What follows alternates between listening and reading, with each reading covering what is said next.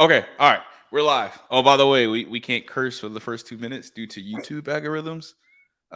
So we kind of like limited our speaking, as if we're by the water cooler at work. But all right, intro. All right, welcome back, everyone. My buddy Mehul couldn't make it. We took turns today. I had surgery last week. He decided to get surgery today, so he's recovering. Hopefully, he's watching somewhere. Rest up, man. Rest up. Hope you feel better. But we have the lovely Jasmine with us today. Woo woo. I wish I had the sound effects. I'll add that in on the actual when I edit the video.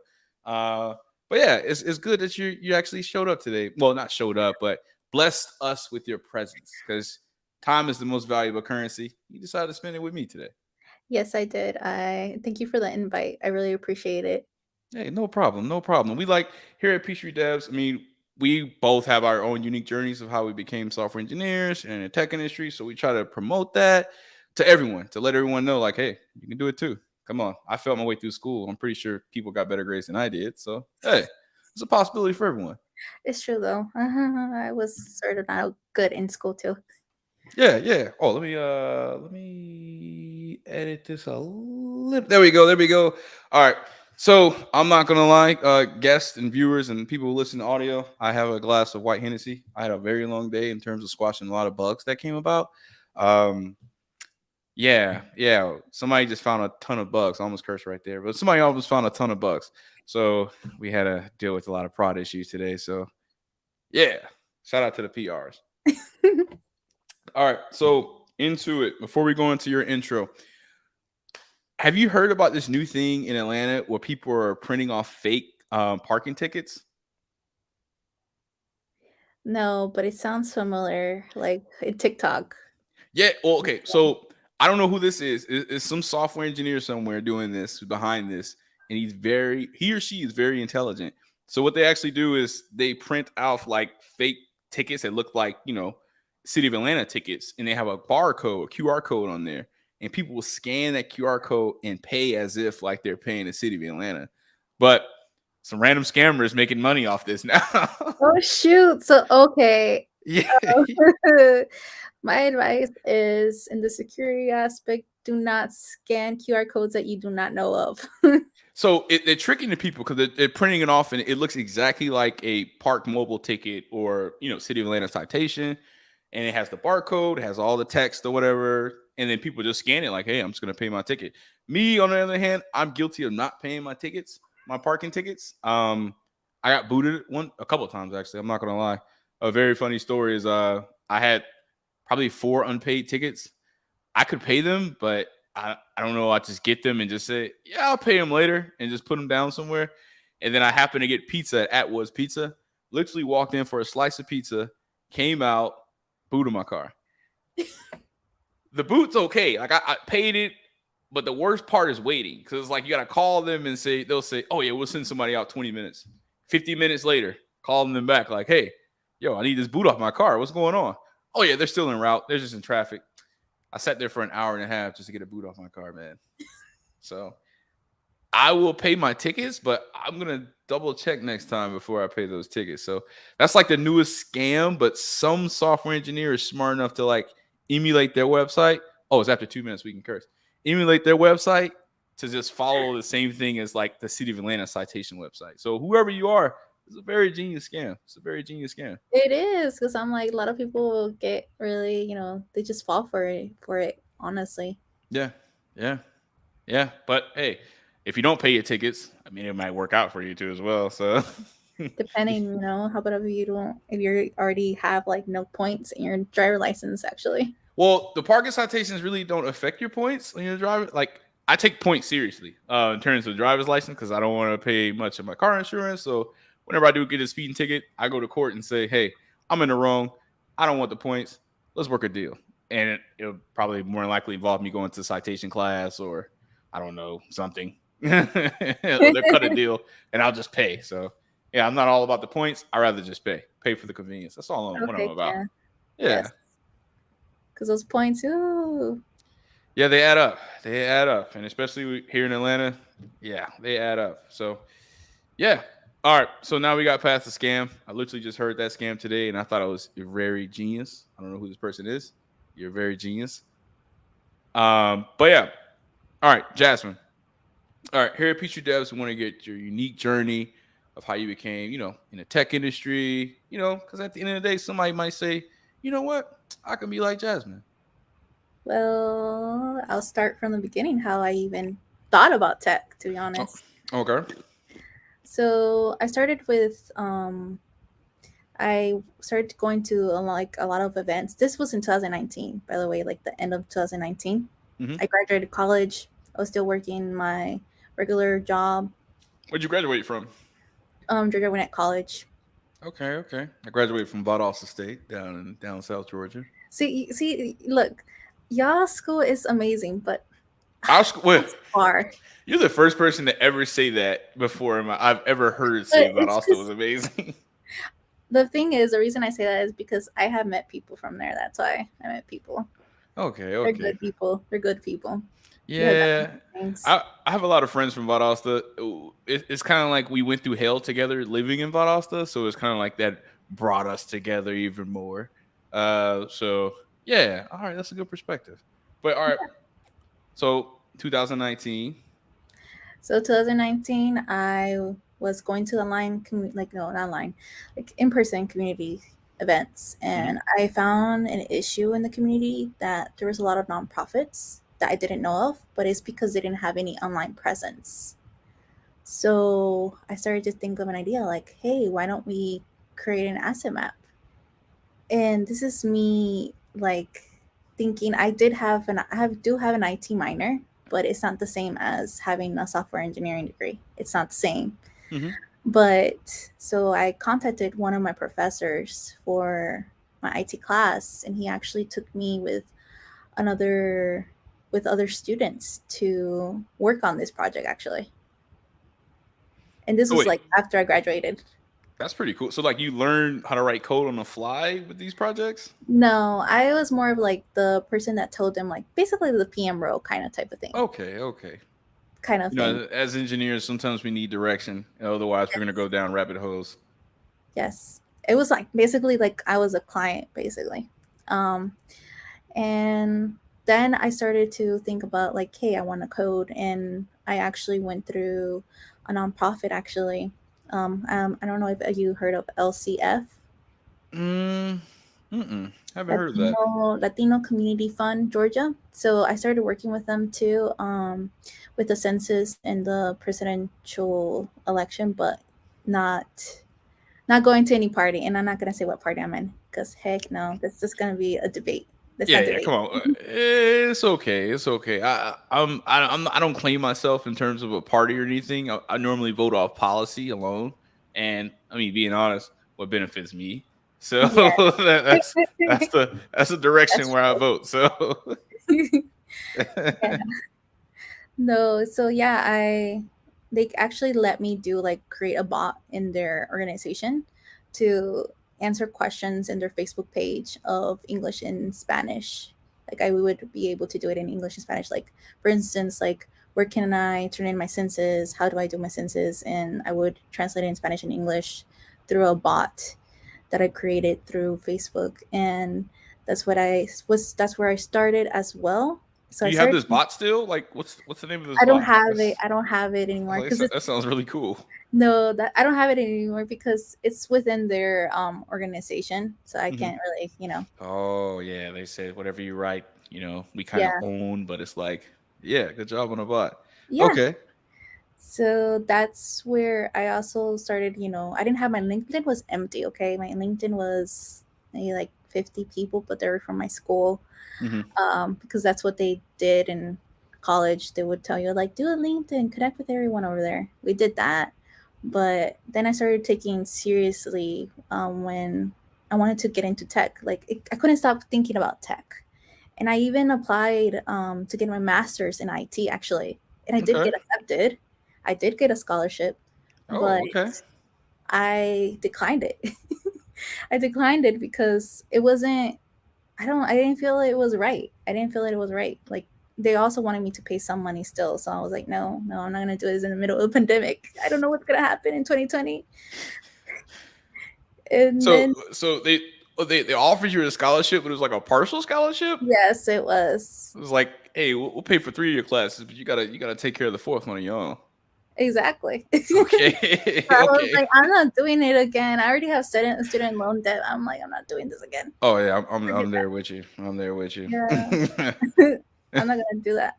No, I started using like LinkedIn. I used to watch Wilson Team a lot, Javier and everyone there, and Mhm. Stephanie. I would use actually like whatever free tips that they had to network. That's what I did, and I actually got into a career coach. Like, career coach met with me. People were trying to scam me for the like pyramid scams and stuff like that in LinkedIn. But I'm not that. I know what Like, you I mean. knew Like, what was going on. yeah.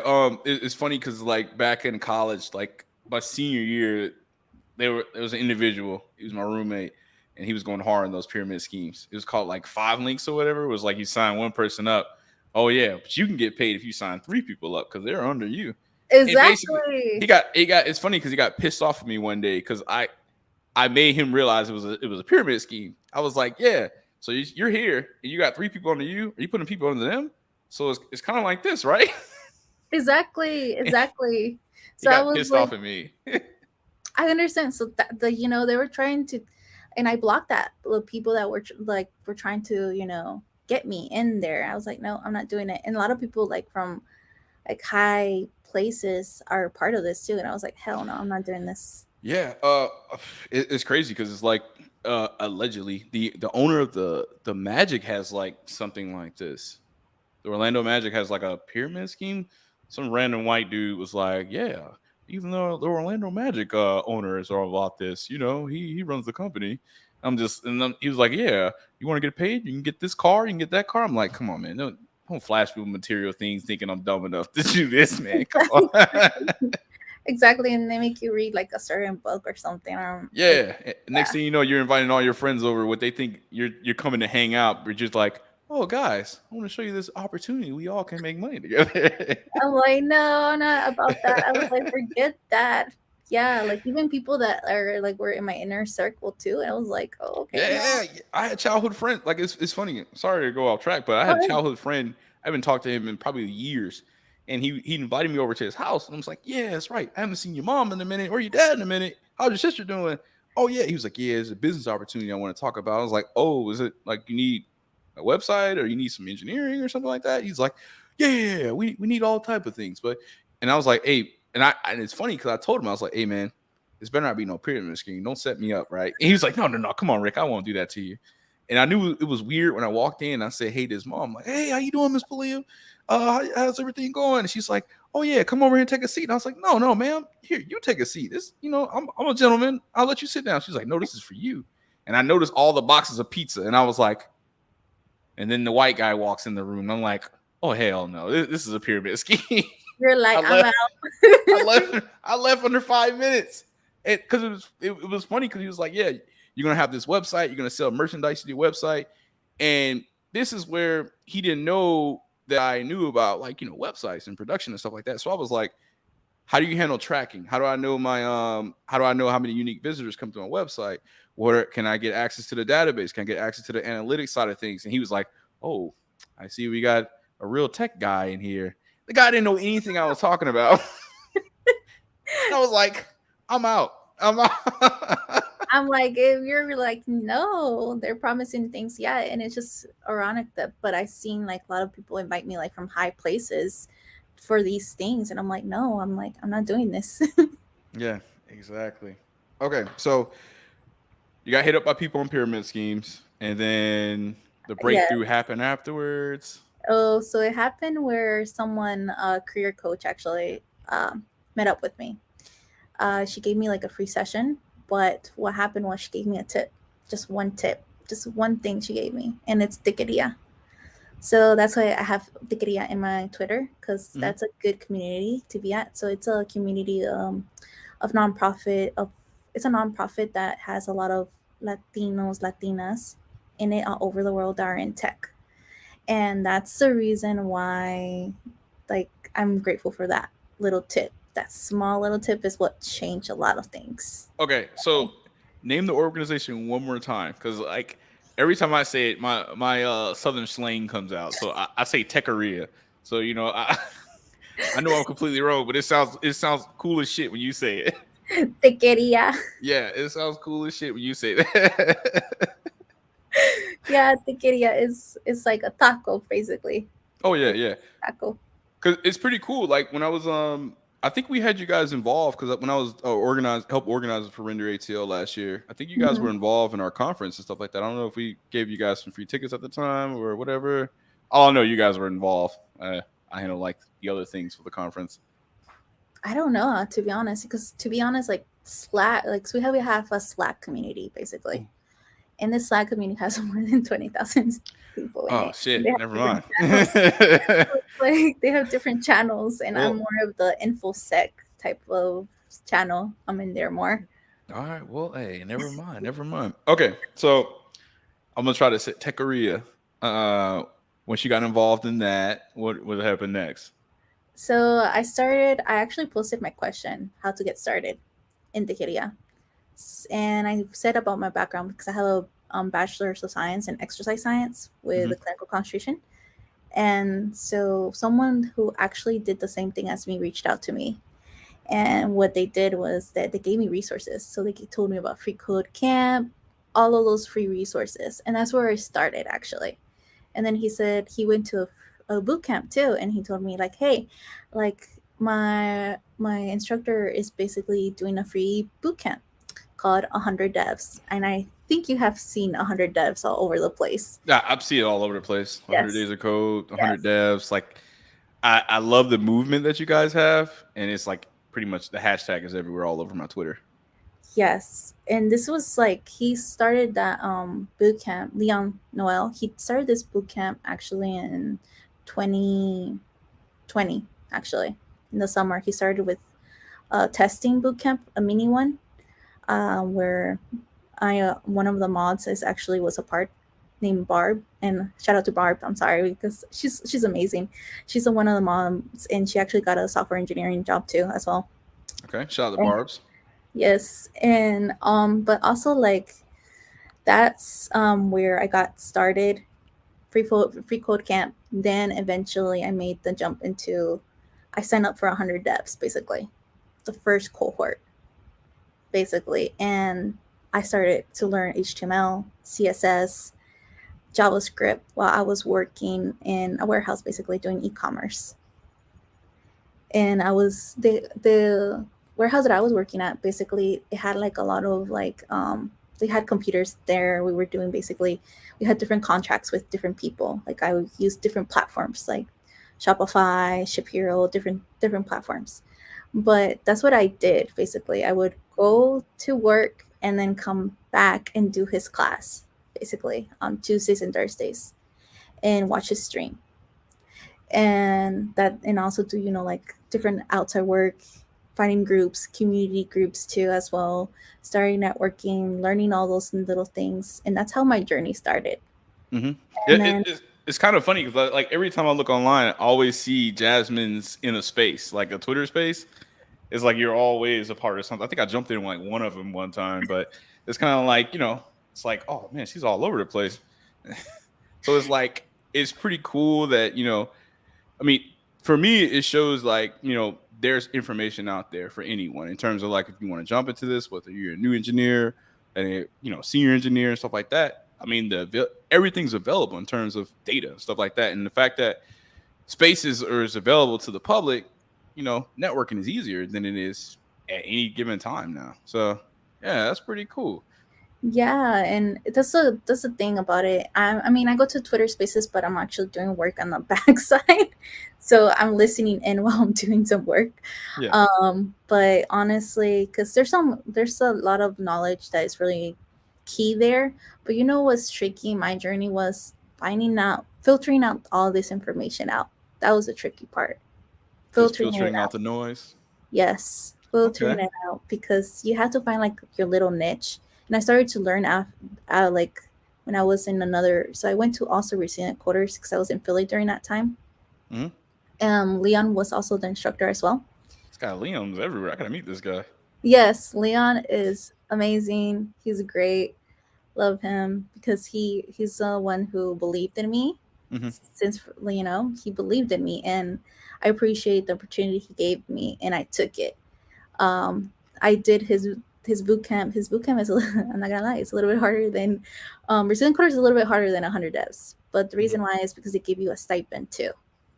And also every 3 weeks, I think, or if I remember correctly, he would review us, give us a review of basically if we stay in the boot camp or not. There is like a possibility that you might not make it in the program, like continue in the program, because it's free, which it's understandable.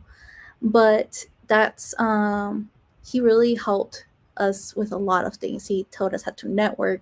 He taught us how to do freelance. He taught us so many things. And a lot of people I know right now are like having trouble right now. But if I'm not the best coder, not gonna lie, I'm Hmm. not. I mean, I'm a senior engineer, and I think sometimes I'm a shitty developer. I'm like, I'm horrible. I'm horrible. And yeah, and I pushed through it, to be honest. But there was moments of like that I had because I was also working too at the same time Hmm. as well. When I was in this boot camp as well, I would work at maybe like 4 in the morning and then go to class. What, at the warehouse? No, not no. I left my job in November, Okay, okay. but then I went to Philly because I was helping out actually a family friend of mine Hmm. in the pandemic. They asked me and I was like, yeah, I'm gonna go because I'm like, I'm gonna take a chance, Yeah, yeah. like do something fresh. And then I was able, then I had the chance to, go to the boot camp as well. But no, I took another job over there actually, temporarily. So Hmm. I would wake up 4 in the morning and actually go to class. And I think class was at like 10 or 9. I don't remember what time it was. I don't remember, but I stretched it out thin. I didn't sleep a lot. Yeah, I was gonna ask how when did you sleep? No, I didn't. And then there's a certain week that we call hustle week basically, and they do like freelance. He tells us go do freelance. You need to have a contract by the end of the week. And This so guy Leon is like really okay. So he not only is he teaching you guys, but he's also making you guys go out and hustle, which is a great thing too as well. Because that's something that school does not teach you at all. All they do is yes, teach you books, outdated technology that's in the book, and then you just go from there. So this guy Leon is really interesting. yes, he taught us that. He taught us like how to make our own contracts. He taught us little things. Of course, he said he always tells us he's not a lawyer. Of course, he's not, but his advice was legit. And during that hustle week, I actually had COVID. I caught COVID-19, and Oh this was damn, during you when, got the original COVID. yeah. So I didn't, when the vaccines weren't even like Yeah, on us. yeah, yeah, Oh, yeah. so I felt it. I'm like, Damn. and it was horrible, but he was very understanding. And he told me like to take it easy. Hmm. But I'm a stubborn person. Let's just say that I'm a very stubborn person, You gotta do what you gotta do. Yeah, I mean, and I get it. I worked when I had energy. Let's just say that. Hmm.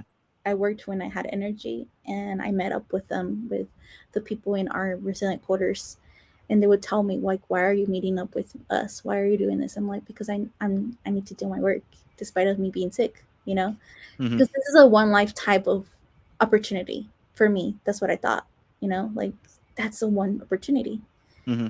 And he taught us so many things. He also gave us like opportunity to make 100 hour project, and this project was basically your passion project kind of thing, but it was to showcase to your recruiters. And we had like a demo day where we would showcase to recruiters. And Remo is a platform where you actually face to face with the person actually in your table. Like you each have, like we each had a little table basically. I did get an offer during the boot camp at the end of the Okay, program. okay, okay. At the end of the program, but I declined it just because of personal preference. Hmm. It was for Florida. It was in a. It was a big. I I don't know. know. Like as soon as you said Florida, and I was my next question was like, "Whoa, why'd you decline it?" And then you said Florida, and I was like, "Yeah, I can see." And I assume it wasn't in Miami or anything. No, it was in a college town, Oh basically. yeah, never mind. See, the way I sum up Florida, Florida is two parts. It's South Florida and then it's Florida. Like the Florida itself is a different world, different country. Like that, the shit's kind of weird. Yeah, but South Florida, I mean, yeah, the Hispanic vibe is really cool. I spent all my summers in Florida at my grandma's house, so I used to always hang out in like Little Havana, um, uh, just Dade in general, just going around there. So when you said anywhere outside of Florida, I was like, yeah, you don't want to go there. I just didn't like I don't like the college Oh, part, to be honest. yo, it's my wife right here saying what's wrong with Florida. You know what's wrong with Florida. Hey, keep in mind she left Florida. She was in one of those small towns that you're talking of. Shout out to Spring Hill, Florida. So she kind of knows. She kind of knows about that small town in Florida lifestyle. I think, oh, they're saying they declined their first real. Yeah, I mean, I declined my first Yeah. offer too as well. I kind of explained it last week because it was like my first offer was from a guy like in an office who had just overalls on with no t-shirt on, and I Mhm. was like, yeah, I don't want to be there. It looks like a modern day hillbilly. I don't want no part of that. So Yeah, no, I just, yeah, I just declined it just for preference, even though it was a big company too, and they're actually the company's relations, like program education mhm. things. That's what they do. I don't remember what their name is, to be honest. I think it was Evester or something like that. I don't remember, Okay. but I rejected it, and then I waited 2 months. Yay! Before my other offers. But actually, I rejected it, right, and I actually got to a chance to also interview with Audible. Mhm. It was a very interesting, intense interview. Let's just say that when you go to like when it's big, companies, it's intense. I didn't know that. Yeah. Um, I did an interview with Amazon one time. I don't like the whole aspect of just they're giving you like four questions in regards to like you're gonna have to contribute a shit ton of code just to go to the next round. There were times where I worked on it halfway through and I was just like, fuck this. And I just cut it off. And I just cut it off. I was like, yo, after a long day of working, I really don't want to work more. And it's not for my own personal gain or a personal project, but I'm really just have to dedicate a good 10 hours to this project. I'm just like, yeah, I'll move on. But I found something else. But okay, so you're with Audible. You tried the Audible route. So how does it as a junior dev? How was the interviewing process for you then? The interview process was nerve wracking, and it was very like it was smooth in a way. They did have RC has a They partnership are. with Audible, but the it was like very I was very like stressed out, honestly. Like stressed out because it was back to back basically interviews, and I'm like I'm not, when we didn't like have that type of experience, Hmm. simulation experience that we should have done, but now I know type of thing. But also like they give you questions like you have, and the kips like they also have that ID drive where like the browser where you have to do your coding and it doesn't even spit out anything, so you have to kind of guess what it Yeah. does. So I've done that too, where I got the output correct, but they said the speed of the efficiency wasn't on par. So like I've done like a simple for loop, and it was just like, hey, make it faster. And that's when I really said, fuck this, and I just cut it Yeah, off. because yeah, like they don't say. I didn't know about big O notation. Well, Leon mentioned big O notation, but I didn't know the importance of it until later Mhm. on. And now I know like why big O notation is important, and like grokking. I don't know if anyone has heard grokking before, but grokking is like a course where it takes you to 18 patterns that basically big companies like bank companies ask you actually. and it's like you go through the sliding window pattern and everything. And I'm like, okay, I didn't know about this. I actually kind of knew more about it until after the resilient coders, Mm-hmm. because I went to a different group. So I actually joined another group that the Techqueria had. And they basically were doing like interview prepping, coding prepping, and stuff like that. And that's where I learned about system design. I didn't know about the system design. I was like, what is this? Like, why we need system design? I'm like, oh, okay, I see now why we need system design is to, to be able to have that theory conception type of part of not just, coding and stuff like that, but an overview. And I didn't know about that until later, you know? So it's funny because you gave me flashbacks of me failing school, and and I definitely get the space time complexity. Like that's what the foundation of what I learned as a computer science major. It was just like you got to know big O notation and stuff like that, the most efficient way, the process and stuff like that. But they didn't really teach you code. They taught you more so theory that doesn't relate to what I'm doing now. So, case in point, the reason why I'm drinking right now, we dealing with bugs and stuff like that. At that time, we're just like, hey, let's just fix the bug the most efficient way possible. But we're not thinking like, oh yeah, this for loop does it. This is like a double loop, or we need the efficiency, the time efficiency. Like we don't do that shit. We were more like, yo, let's get this work done, let's knock it out, and let's just go from there. So I like the boot camp route of things, and I wish Mehul was here because he's a product of boot camp too as well. Because they just teach you what you need to know versus just like what's theory or what. Because at the end of the day, whatever you put in the book, the next day is outdated. Like it's just Exactly. outdated information. Yeah, it's true, and that's what I liked about the boot camp, that he told us, like, he kept us moving, moving, moving, but he would like start with HTML, then Mm-hmm. CSS, then on top of that he'll push us to JavaScript. And it's crazy because like I kind of think like the way you learn things in terms of like from your when I'm getting from your journey so far, it's kind of like Leon and of course your own drive taught you to do your own thing, and then you learn as you work on different projects, right?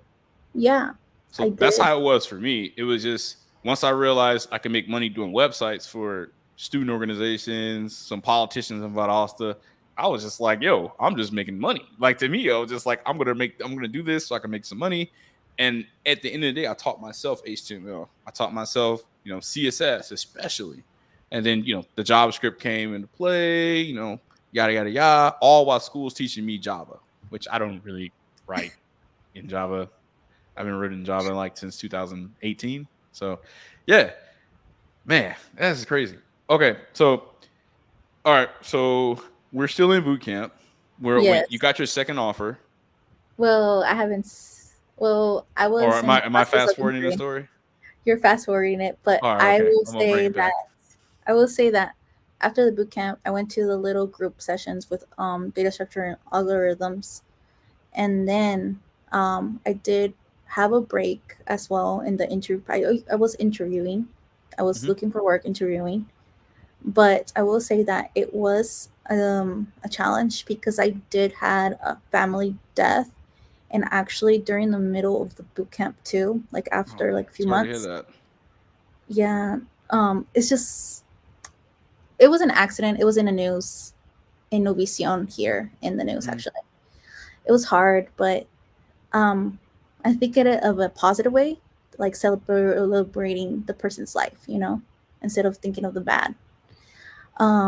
That's how it But should be. yeah, It's funny when and my wife's family taught me that. So it's like her grandfather passed, right? And me growing up, going to funerals, you see people you haven't seen forever. Like and I felt like, and it's funny, I call people out at my wedding saying, only time I see y'all is at a funeral. Thank God we actually met for something positive. So yeah, but it's kind of crazy. Like we need to celebrate someone's life versus just mourning it. They threw a party. They threw a party afterwards. Everybody got drunk. People fell asleep on the floor. Like they threw a party at like at his house. At his yeah, house at that. Like this guy passed and he threw a party at his house. And that taught me right there. We got to celebrate. We got to celebrate life, man. We got to be happy about someone's life. Yeah, it is. And I actually came back to Atlanta actually like before May actually because also I had a situation where my dad they told him that he probably was sick. He Hmm. probably had cancer. So I came back actually, and because I was like, I'm an only child too, so I felt like like I needed to come back. I need to come back. Life is Hmm. short, you know. Yeah, it's really And, short. and I did came back, so I was here during the interviewing process and stuff like that. Um, and I did take breaks. I even told interviewers I'm not gonna do interviews with them during this, this part where like I had a lot going on, family and stuff like that. And then I actually got reached out by HPE. It's actually my company, and I shouldn't mention it, but someone already Oh. exposed it, exposed Yeah, my I saw you tweet that the other day too as well, where you yes, where someone reached out me and tweeted about where you work and stuff like that too. I try not to yeah, bring up where I work at as well because like you're your own individual at the end of the day, and yeah, your outlet shouldn't reflect where you work at all. yeah. No, I didn't appreciate that because it was a editor, I think, Hmm. editor for she was saying that I know cybersecurity, and I don't appreciate that. The reason why is because I'm learning cybersecurity. Just because I put something in there doesn't mean I know cybersecurity. And Hmm. then she went all the way to find me LinkedIn actually. So, and then she wrote that I am from that company type of thing, that my role, blah blah blah. And I was like, she should have asked me beforehand, Hmm. because I'm like, how about if I don't want, because then people are gonna confuse that I represent my brand here, you know. And I don't represent my brand here in Twitter. Or Twitter is more for helping people, the community out. That's why we retweet a lot. That's why you see me Hmm. in spaces a lot. To gain that knowledge, to help other people, kind of guide them through some things that they ask me. Because some people have asked me questions, and I sometimes also gathered, like I have a little, small Twitter community. Well, now large, but which I appreciate. But they have helped me to ask questions. Like I ask questions that people ask me, but I do it in public just so that other people can have the benefit of knowing things. And I have told also like 100 devs to please look up like a certain passion in tech that you want, because there's different divisions in tech that people do not know of. That's what I Hmm. didn't know about before until later on.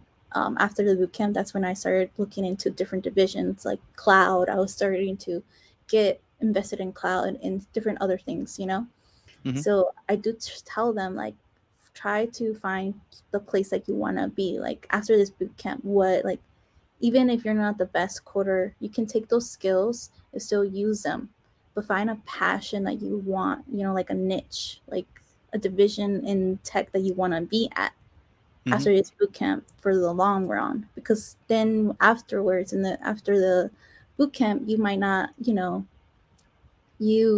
gonna be like, I don't know what to do, sort of like me, kind of. Yeah, Kind of. I mean that's the same thing in college too as well. I mean there were people who graduated with computer science degrees still don't know what they wanted to do. For me, it was just, I mean, being taught Java mainly. I was fell in love with doing websites. I wanted to do like Android apps, but I really fell in love with just doing websites. So I don't know. I just wanted to keep the actual like web work going. So I was like, hey, this is cool. Let me just keep this going. It's just the idea of building something from nothing interests me more than just writing computer graph GUIs, Windows Yes. applications, boring shit like that. I didn't find that shit interesting at all. So I mean, I definitely agree with what you're saying in terms of like finding that niche. Because even if I got friends who graduated computer science degrees, they're not writing code at all. They're more so in the sales engineering side of things. They understand the small concepts of code, which is cool. But their focus is like they like selling the software more than anything else. Some people like being the program managers more than anything else. Some people like being designers. I mean, they have more creativity than me. Yeah. So I mean, hey, find your niche and just do it. That's how I feel. But we're all together in the same tech space, which is really cool more than anything else because you come across cool, unique individuals like yourself. So, yeah. Yeah, like like there's different, like that's what I found out, during boot camp. I was like, you know, I should start telling people to do this because a lot of people do not know like where they want to go. And I had people ask me like, how do I start my cloud journey? And I guide them a little bit like where to, because I'm not Google either. I don't know everything. I do have Yeah. knowledge in different aspects, like different things, Hmm. but still I lack certain things. I'm not, especially if I'm not in that area. Hey, shout out to Cheyenne. Here's a clear example right here. So we're working on a proof of concept involving sports betting. Just leave it at that. I suck in terms of creativity when it comes to design. I found an amazing UX designer, and it's like we put our heads together, and then we're gonna create something great. It's just like it's just finding your purpose in a niche in tech and just coming together as a team.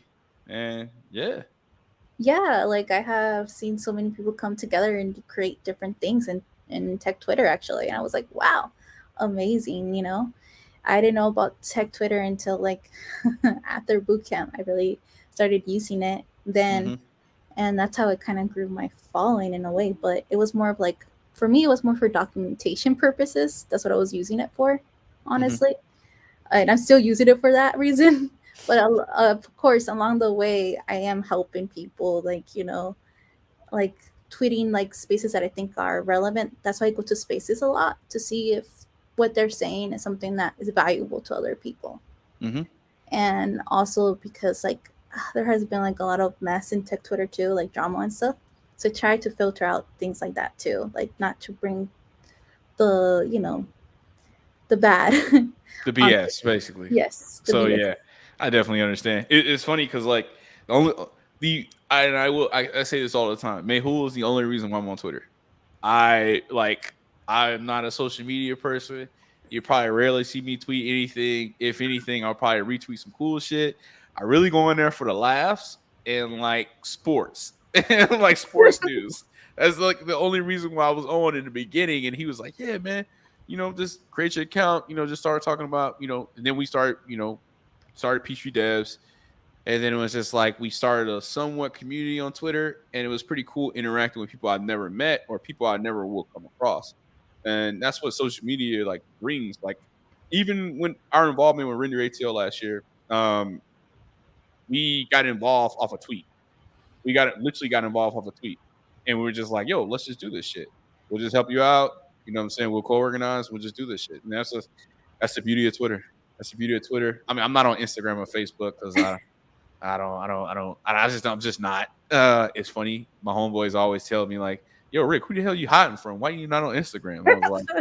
I was like, "Yo, I just don't want to go in there and just look at pictures all damn day." Yeah, no, I encourage even one of my friends. Like I told him, like I'm telling you, like stop using Instagram and start going to Twitter because he's doing 100 devs too Hmm. right now. And I told him no, like go to tech Twitter because that's where you'll find more value than Instagram. Instagram is So not gonna serve you. yeah, you're just gonna go in there and just look at like Yeah, there's people trying to stunt and make their lives seem perfect underneath everywhere else. All right, so 100 devs because I have a number of people I really want to send to 100 devs that are interested in tech here in Atlanta.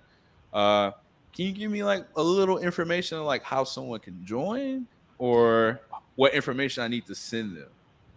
I'll send you the tweet because it's like a forum, but also it's like a Discord. So Leon teaches through Twitch stream actually, Hmm. and that's what he does. And he basically does use Discord. He puts you in houses, and these houses are like certain divisions. You get different perks in different houses. Hmm.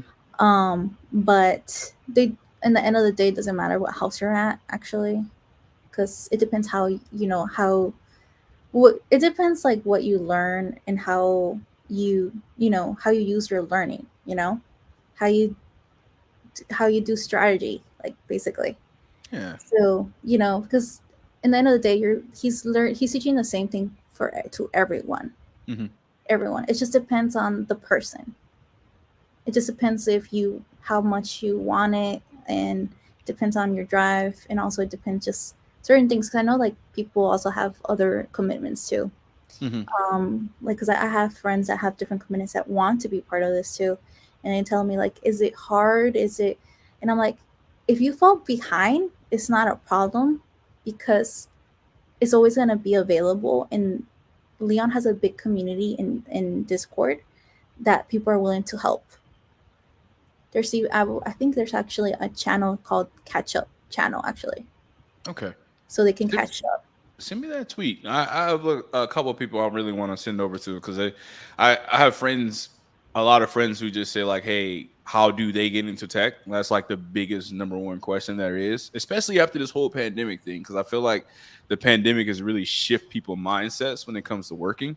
It's like, yo, I don't want to, deal with this shit of like Yeah. me doing a regular 9 to 5 dead end job. I feel like I'm not doing anything. I'm not getting anything out of it. I really want to level up in my career, or I want to make a career change. I mean, hell, even my mom mentioned she wants to go into tech, and she's been working in banking since I've been born. So I mean, I mean, she can use those skills, honestly. yeah, Like, she can use her skills. She can I even was go telling her like through, fintech or something like that would be good yeah, for her. or tech consulting too, like in Yeah, Deloitte, like the Big Four. yeah, So it's just like different things that you gain through the boot camp, and that's what I gained, and that's what helped me. And then I started doing my own research as well too. Like I follow certain people in tech Twitter to get their content too, and hmm, different things, so I can learn from them. Because tech is always an aspect of learning. You're always going to be learning something you're because there's always always going to learning. be an update. Yeah, Yeah, there's yeah. always something new. Trust me, I was digging through Vue documentation today. This is part of the reason why I have this drink too. They have a new router out, so I got to figure out how we can update our shit. So I'm just like, damn. You're like, yeah, and I mean, like a lot of people are so hard on themselves too during this boot camp. Like when they're going through the boot camp route, or even if they're self teaching themselves, they are so hard on themselves, and they need to be more, loving to themselves, because honestly, no one is perfect. I met senior engineers too, myself as well, like in high places and stuff like that don't know everything. I, They I still have don't. to Google things. I still Google things every day. Exactly. We all Google things. Yeah.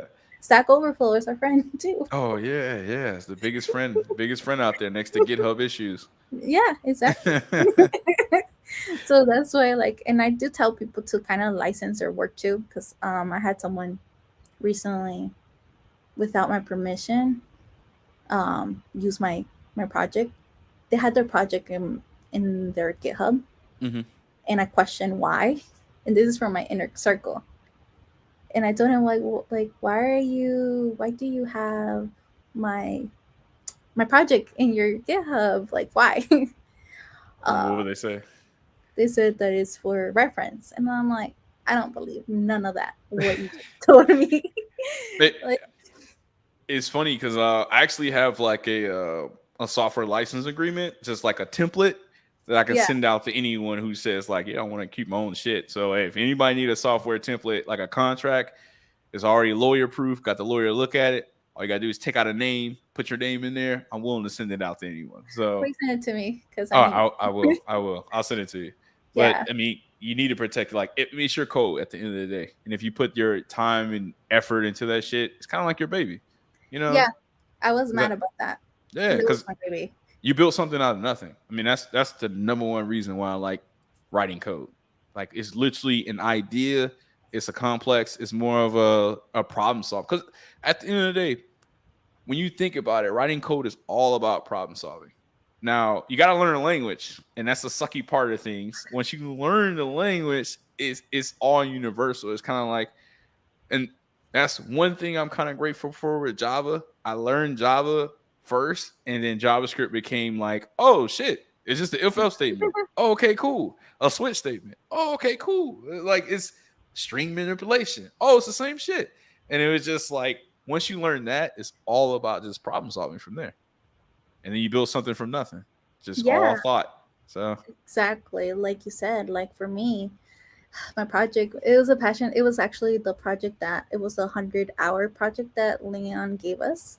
100 hours. Wow. Yes, it's 100 hours project. That's what he calls it. Mhm. But he gives us like a lot of weeks in advance to do it. But I actually, so I did that, and I was mad because it was that project, the specific project that I worked really hard on it, and I was mad because I was like, "What are you doing with it in reality? Like, I know it's not that." And then he's like, "Oh yeah, like I'm looking for work," and I'm like, "Oh, I see where this is coming. This is going. Showcasing your portfolio. That's what you're doing." Yeah, it was a passion project of mine because it was to solve the community problems. Basically, Mhm. my project is called Food and More, and basically what it was for, how, like, there's like a lot of local restaurants not doing good in business and whatnot, because of Yeah, the especially during pandemic. these times. Yes. So I came up with the concept of why don't we sell leftovers? Like, why don't they sell their leftovers and put them in the website and have someone pick it up, like, you know, buy it and then pick it up themselves for a half price or whatever price they want to, put it on, That and reminds me of like it's some nonprofit here in Atlanta that actually reaches out to, whether it be events, whether it be restaurants, and says like, hey, any of your extra not like perishable items and food, they come by and pick it up instead of you throwing it away, and they'll just bring it to the homeless, Mhm.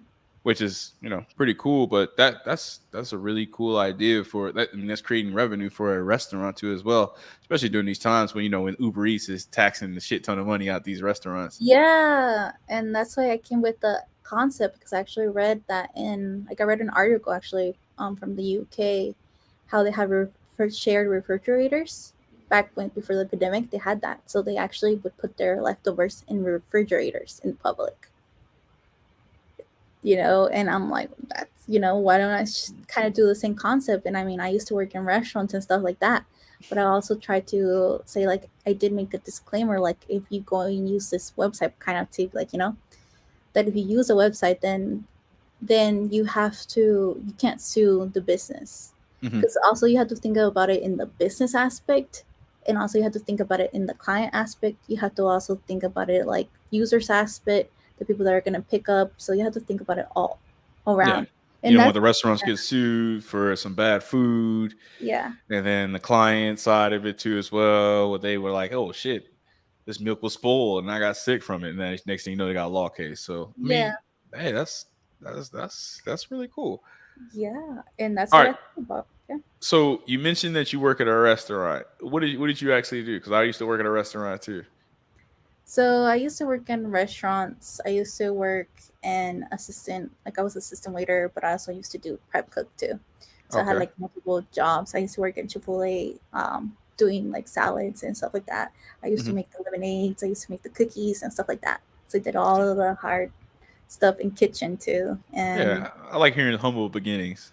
yes, that's where I started. Yeah. And I was in a bad relationship that actually left me homeless and broke Oh and in damn. debt. So coming from zero to what I am right now, that's why I am being really authentic in Twitter Hmm. as well, because I know where I come from. Like, I know where I was in that position. I was in a bad toxic relationship that left me homeless. You know, different situations like mental health and stuff like that. Yeah, damn, that's crazy because like Mehul tells his story of how like him learning how to write code, he just bought a one way ticket after he dropped out of college, and he was homeless. He was a homeless pizza boy, and it was just like he met up with somebody at a meetup, and then he was like, hey, can I sleep on your couch? And he just stayed on the guy's couch until he learned how to write code. I mean, for me, it was just I was a busboy at Outback Steakhouse, and I remember the humble beginnings of taking out trash with maggots in it. Like you see the actual like I've seen eggs of flies hatch in the trash bag, taking out those trash or the trash bust open, and I got to pick up the shit. before. Yes, Yeah, like I remember those days. I remember those days, and it's Yeah, smelling like trash on the way home all the time, like bussing yeah, tables and everything else where I didn't know what I wanted to do at all. But I mean, I definitely get those humble beginnings. And then just yes, look back at it now, you're just like, oh shit, I'll just write code. I yeah. Like was getting $2.50 an hour. yeah, it surprises you. You're like, oh, you like when you start thinking back, you're like, wow, I did all of that too. Hmm. And yeah, because I used to work in like doing prep food. Like I used to cook. I used to do a lot of cooking.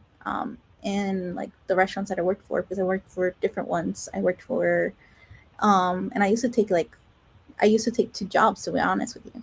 And like my last year of college, I actually was working and I did an internship and then I did full times as well. Yeah, nice. I mean, you gotta do what you gotta do back in the day, Yeah. because the hard work does pay off, right? Yeah, and that kind of I guess that kind of like helped me through the boot Hmm. camp too, to get through the boot camp as well. Because what I did helped me, for what I did in the boot camp as well. Because in college, what I did, the I went to clubs too. I tried to stay active, and then also internship, and then I was doing full time classes. So this all of that in the same time, so it helped me in a way with the boot camp. Yeah, yeah. Okay, so I will say this too as well. And here's a question: do you feel like those experiences have made you like? Because all right, so backtrack. I always say this: a lot of software engineers in the tech industry have issues being social. Like they're socially awkward. They don't know how to communicate because I mean, some of them they've been learning how to write code since middle school, high school. So they've been behind a computer all their lives. So like that's why I was saying that's why I always say like people with our unique backgrounds that grew up or into the tech industry, I would say, we have a somewhat advantage because we know how to communicate with people from various backgrounds because that's how we grew up. So how do you feel about that? I think it is like there is like your exceptions. To be honest with you, there is like certain people that are exceptions to this.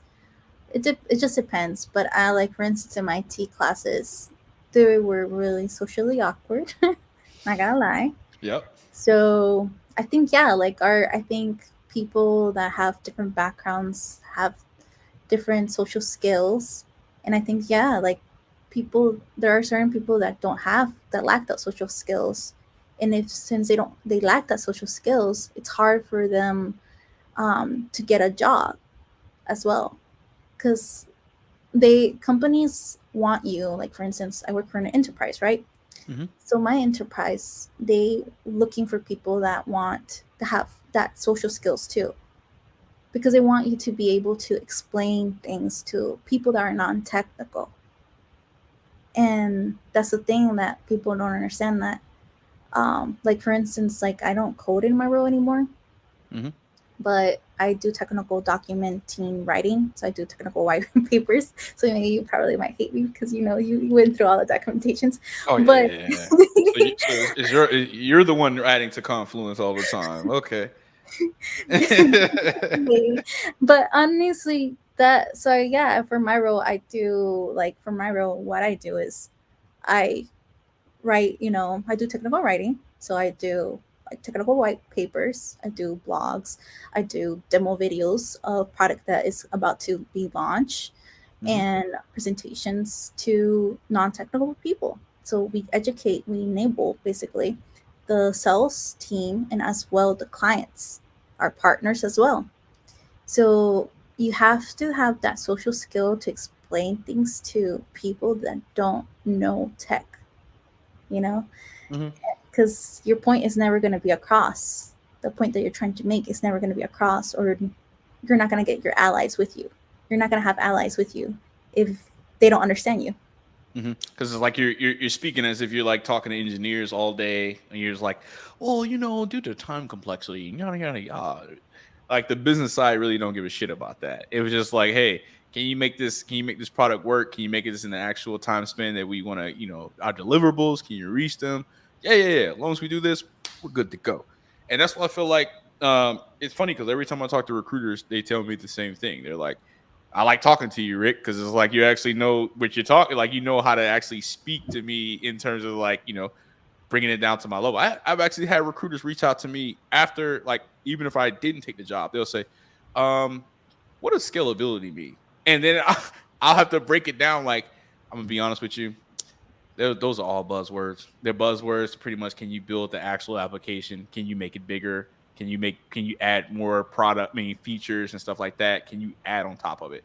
That's all it is. It's all buzzwords at the end of the day. Yeah, it is. It's just buzzwords, you know? Yeah. It really is. And people don't realize that. Yeah. People don't. But I feel like, and that's why I tell me who all the time. It's like people with like unique backgrounds that come into the tech industry. They know how to communicate with everyone. Like I used to be a DJ. I used to be a music manager. I used to be, a bus boy. I used to teach at a recreational center, kids like 7 and 8 year olds. I feel like those unique experiences have made me more relatable when it comes to just not only the tech side but the business side too as well. So yeah, yeah. Yeah, you're right about that. Like, I also like, I try to treat people also like not by the brand as well. Hmm. Because I have met people that, like in high companies and stuff like that. I try not to treat them like a brand because I notice that a lot of people, like, when they network, they treat them as a brand instead of a person, instead of a human. They just talk about tech and stuff, but I'm like, why don't you ask them about their interests? Why don't you ask them like what do they like to do in their free time? And Like they'll say, certain things like I that. just I just do tech in my free time when I eat, sleep, tech, all that. They don't, yeah, I mean they don't breathe and they don't breathe and live tech all the time, Yeah. you know. And like I met people that have different passions. Like someone like they have done DJ, like you said, they done DJ. They have done like they sing. They do different things outside of tech, outside of coding, and I think that's also like part of what makes like non-traditional backgrounds a little bit different is because they ask those type of questions too, Hmm. because they want to relate to that person. They want to really be able to relate to that person. And I advise people to get to know the person, not just ask them about, you know, like tech just because of their brand. Yeah. No, ask them about who they are too. Yeah. Like I mean, generally ask them. yeah. I totally understand. Like going through college, it was just I couldn't relate to anyone. I couldn't relate to anyone in my computer science program. I'm gonna be real. I was only black guy in like all my classes mainly. So it was definitely like hard to relate to some of these people, and not just there. It's like sometimes even in the workplace, like where I am, like my current gig. I like it. It's real cool. I can relate to everybody. But there's been situations where I work for an orange company. I like to give you an idea of what it is, but I just call it an orange company. But it was nothing but white people. It was nothing but like I'm Yeah. gonna be honest, privileged white kids. So it was a cool couple. It was a couple cool white dudes in there. Shout out to my boy Waller. But it was just like I couldn't relate to them for anything. There was some guys in there. All they talked about was, yeah, I checked out the documentation last night when I got off work. Oh yeah, kid stuff looked really cool. I'm like, all right, bro, what do you actually do outside of work? I'm like, it was like, oh, did you check it out, Rick? I said, no, bro. I went to go play kickball at Piedmont the other day. I got kickball on Thursday, so I like to Yeah, stay active and be social. So I know that's what I mean. Like people need to start asking those questions and maybe they can actually connect with them in a different level. yeah, yeah. Because at the end of the day, we're all human, and we all breathe the same air. I mean, uh, I don't levitate. I'm affected by gravity as well. I don't. I So know, even me, like like yeah, but that's what I do because I don't really want like brand is not everything. yeah, it's all about the human element, and that's what makes a person more relatable or anything else.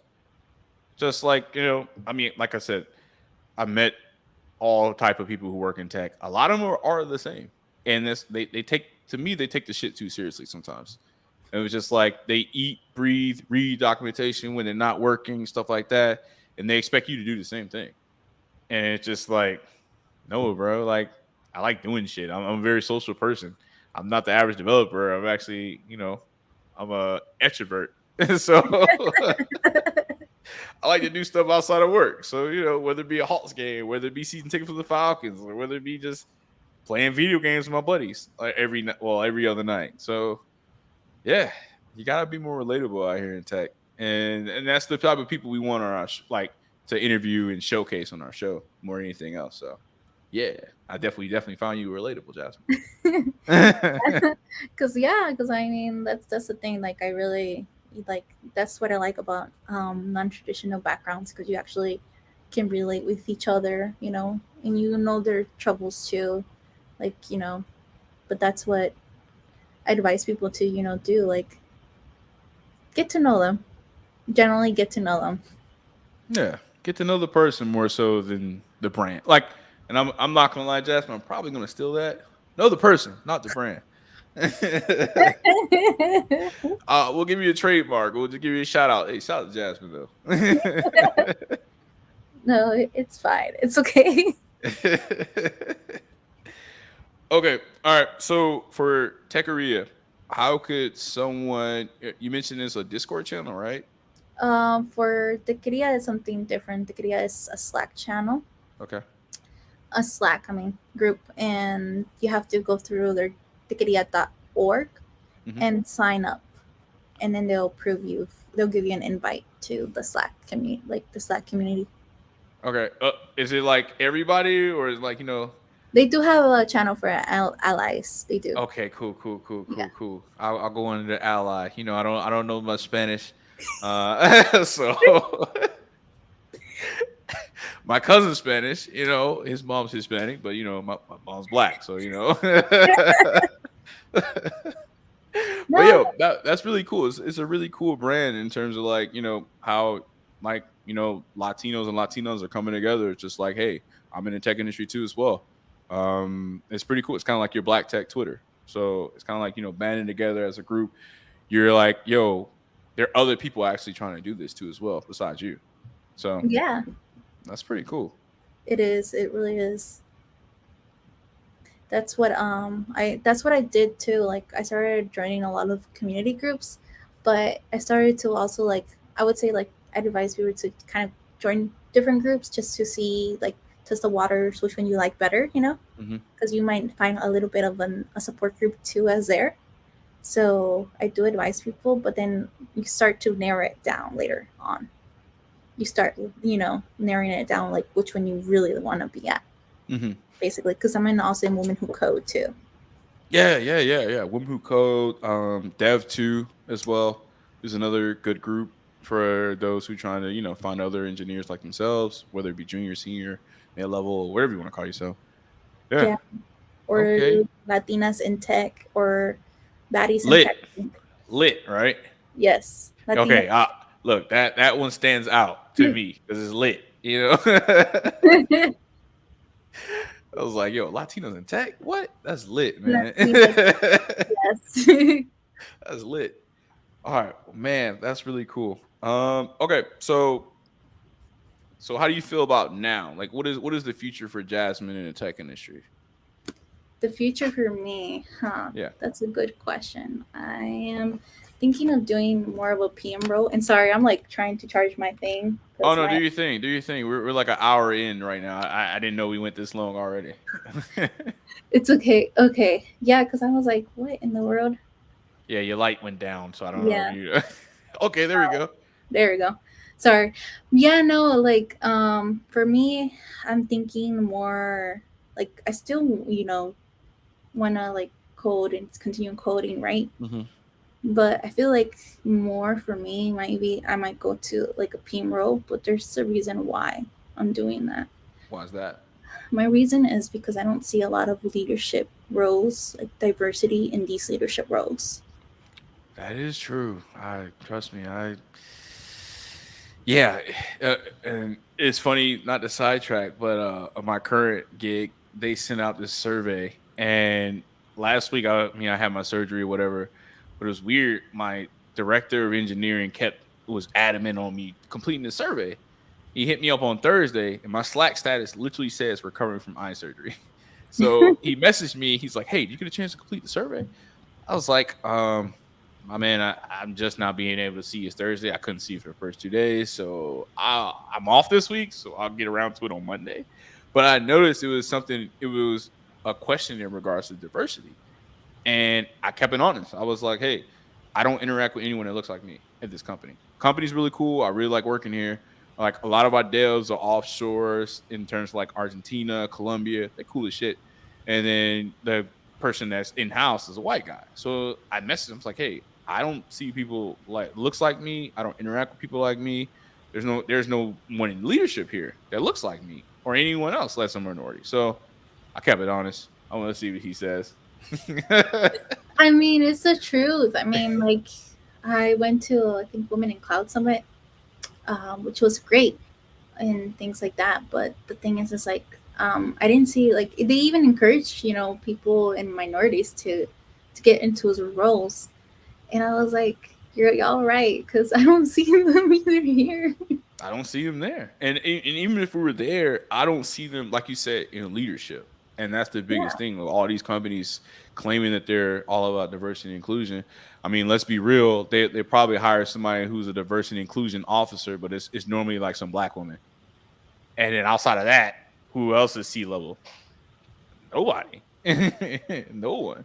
It's true. It's like that's why that's why I designing that role, but I'm building up fundamentals, like like knowing things, the whole process, basically, like Hmm. auditing, like and stuff like that, and things like that. Because the reason why is because I kind of like knowing the whole process, like being in the position of that person, basically. Because then I you have like a better outlook of what they have to go through, and then you can have those conversations with the stakeholders hmm and say like, hey, like I done this before, type of thing. Like I know realistic, you can negotiate better hmm because you have that experience, and you kind of know like estimated times and stuff like that, because they might ask you like, oh, can you tell me like what time you when do you think you can do this, blah blah blah, stuff like that. Of course you ask your engineering team too as well first, but like how about if they put you in a spot. But it's pretty cool because you have that engineering background, so you already know, like, yeah, you guys on the product side want to do this in 2 weeks. Engineers already have a backlog, some tech deck they want to knock out. Give us 3 weeks. So like you already understand, which is pretty cool. I mean, that's pretty cool in terms of like what direction you're heading to. Because I'm trying to head to a similar direction where it's basically I'm trying to do my own thing. I'm trying to launch my own product, go from there, and then just like at the end of the day, at the end of the day, my whole goal in this tech shit is to showcase the kids. Like, if I can do this shit, you can too. And you look just like me. You came from Atlanta too as well. You can do this. If I can do this, I mean, I failed my way through school. I remember the days of having negative $16 in my bank account. like I'm like, I yeah, came, that's I right came too. a long way. Going to bed hungry some nights. Like I was there. Like doing stuff that I, you know, allegedly illegal stuff to get by. Like like stuff like that. It was just like yo, I was there, but at the same time, it's like yo, I came up with the plan. I came up with the vision. I used my disadvantages to an advantage more so than anything else. My Yeah. life experiences that were a disadvantage to some others, I use that as a threshold. I use that as like okay, I came a long way from all the bullshit. I got no choice but to go up because once you hit bottom, I mean it's no place but to go up but up, right? Yeah, exactly. I mean, that's the reason why, like, like I wanna have that, bridge that, I want to be able to help other people too, learn the ropes too, that Mm-hmm. want to get them to not be afraid of the leadership role, because I know that there are certain times where, even as a woman in tech that is a minority, right? Because sometimes like you could be in a group, like for instance, maybe like I'm in a team that I'm the only Latina, basically. So I really can't relate to any of them, or like also because they've been there longer than me, you know? Mm-hmm. So it's just different things that I want people to be able to do, like different options, and I feel like I should take charge of it myself because to help other people along the way as well. Yeah. And you know, that's why I'm deciding that path, even though I know it's hard. I have heard the bad, the ugly, the good. I have heard so many things already, and because I have talked to different people along the way, and they're like, okay, it's great, but at the same time, here's the realistic type of things. But I'm like, isn't like that's every role though. Every role has their pros and cons. And those people aren't you. Yeah, Those people weren't in the back prep cooking, assistant serving. Those people didn't go through those same struggles and stuff like that, and stuff that you overcome. exactly. Like So, different things. but they are there. There is a little kid out there, probably like a little Jasmine out there, that's gonna say like, "Hey, I want to go into tech. I'm going through all this bullshit," and they can look at you and just say, "You know what? She did it. I could do that shit too." Yeah, and that's the reason why. And then later on, maybe like create my own nonprofit too, and make my own business on top of that. If I, just so because I want to see products made by other people, other minorities, you know, Hmm. like ourselves. Like I want to see that, like them making those products, you know, because I know Hmm. that they're gonna add something like a sass to it. They're gonna be more They're gonna like put their own swag on there. yeah, Yeah. exactly. Trust me, I understand. I mean, my end goal at the end of the day is to build a program to where, I mean, I grew up in Lithonia. That's on Hmm. my shirt. Well, that's on my shirt right here. I grew up in Lithonia, and it was just like I realized I was at a major disadvantage in school when I got to college, and white kids were saying, "Oh, I learned this shit in high school." Some even say they learned programming in middle school. I was like, "Yo, what the fuck is this?" And and I was like, "Yo, we had a web design class, but the teacher told us change the image tag from this to this." And that was it. That was it. Like there was no other teaching whatsoever. So I mean, I want to get coding in DeKalb County schools. Whether I got to be my own nonprofit to where kids after school can come here and just learn how to write code, learn how to like, and I'd say like, yo, you can make money doing this shit. And like all the time, like I'm not gonna lie, I got a two-seater, right? So I bought a two-seater because it was a car I always wanted in college when I didn't have shit, when I had no money and whatever. I just always had this picture of this Jaguar F Type, and I bought it. So every time I go like to the cab, and these kids are like, "Yo, how you do this, man? How you do this?" Like people, I kid you not, it's happened like 2 weeks ago. One random guy was like, "Hey, man, you play for the Falcons?"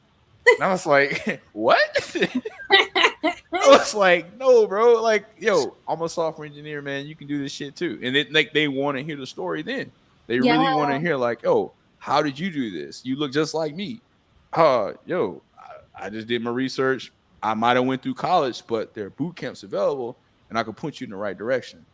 I just want to go ahead and just build like this, whether it be a free boot camp or whether it be an after school program to where kids can, I'm not gonna lie, skip college, where you can do this boot camp for 1 year at 18 years old. Because let's be real, a lot of kids don't want to go to college because they're in a situation where they got to help their family. They need money now. They can't afford to wait 4 or 5 years, and then mama still need money to help pay bills and stuff like that. You can do a boot camp for 6 months to a year, and after that, we can guarantee you a job minimum of $80,000 at 19 years old, making 80 grand.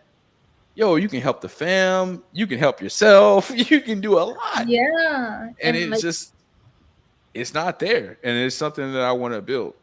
you're right, because like I didn't have that exposure at all. I didn't have that. Like they didn't have that in. I went to Brookmore High School, so I didn't have that Yeah. exposure whatsoever. I went to Middle And Grove.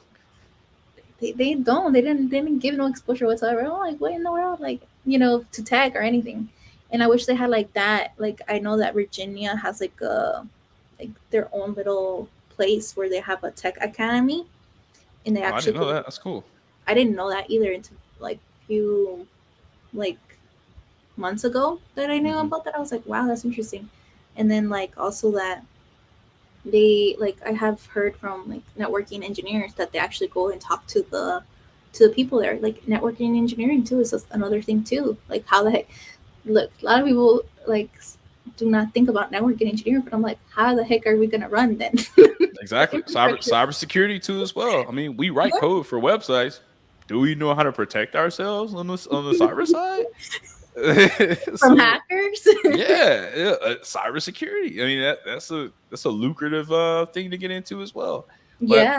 And it's more so the awareness more than anything else. Like I did not have the awareness whatsoever. The only reason why I got into computer science, well, backstory: growing up, I wanted to be an attorney so I can represent dope boys. Like I wanted to represent dope boys, criminals, get them off. I know you're guilty, but I'm gonna get you off. That's what I wanted to do. So I went to school. I wanted to go get an economics degree and go to law school. But my mom always told me like, go down there and fix the computer for me. Go down there and do this with the computer for me. And then, LimeWire back in the day, people would say, "Hey, download that CD for me," and it was just like they thought I was a whiz when it came to computers. But to me, it was just like I'm just clicking some shit. And it's like really easy and stuff. So my mom was like, growing up, she was like, "You going to college? It's going to be in the state of Georgia." And then she was like, and I was like, "All right, cool. I guess I'm going to college." And Valdosta was the only school to accept me, so I went to Valdosta. So and it was just like, I learned from there. And then she was like, "You need to look into computers," like, because in her mind and in everyone's mind in that previous generation, when they think computers is like you're gonna go around fixing computers. I was like, "Mom, I don't want to be no IT going around. I don't like fixing computers for you. Well, I like fixing computers for all these other people." Yeah, like yeah, that's the thing. Like a lot of people think like when even okay, to be honest, my parents don't know what I do still. I got friends who don't know what I do at all. Like for Yeah. for a good 3 years, it was like, "Yo, what the fuck does Rick even do?" Like, it is weird to explain. Like I can explain to them, but they still don't grasp the concept at all, and which is crazy. Yeah, because it's like because it's a crazy idea basically. Because it's a crazy idea because you're doing really well, Hmm. and it's just like it's hard to believe at times. You know, it just is until you are in it. That's when you start believing it. Yeah, yeah, yeah. And so, I mean, like I said, the end goal is just to raise the awareness amongst these kids, minority kids. I mean, to bridge the gap, the skill gap, because there's a skill gap here in America. A lot of the kids who are in well off. I mean, and I'm not just saying like just white kids, because there's some poor white kids too as well who don't know this shit. It just those. It's more of a social gap, a social class gap, because like we go up to some place in Alpharetta right now, I guarantee they're teaching some software programming in high Oh yeah, school. they are. Yeah, for sure. Like, I why this mean, they can't be have. everywhere? Yeah, I mean, for sure. Like I know because why? Because the budget, like the reason why we were so into the census, right? Like why we like were out there. Like I was knocking on doors to be honest. Oh, so you're one of those people. Oh, hey, I appreciate you. I appreciate you because like growing up, we didn't complete the census. We just looked at it like, oh man, just throw that shit away. But I didn't know like that it really affects funding for that area from the government, whether it be It schools, does. whether it be like just public like parks and stuff like that. Like I didn't know, so that's pretty cool. That's pretty It cool. So does. It does, and a lot of people don't know about that. And I'm like, oh, like, and a lot of people are like, I have, yeah, there's experience. Some experiences were good, some experiences were bad. But yeah, I'm not anyway, gonna lie. If I didn't know the difference between the census people knocking or the Jehovah Witnesses, we just didn't answer the door. I know the answer. I know, like, some people would answer the door, but then some people were really rude and aggressive too. Yeah. So it was like, they But were like, and then also some people were, thinking like, oh, like the government is like, conspiracy theories and stuff like that. They would tell me about it. I'm like, okay, like I understand, like, but nothing. You're no one's protected, to be honest with you. so it's kind of like you're going to someone's door and just say, "Hey, how many people stay in the house?" And they'll say, "How the hell you want to know how many people stay in this Exactly.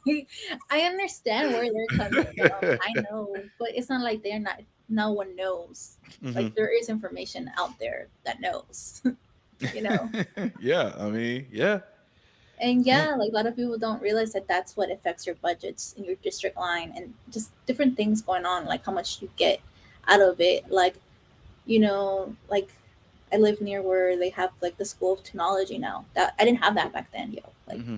I didn't have that opportunity, so I'm like, y'all lucky, because I remember when I was in like back in the days, it was all farmland here.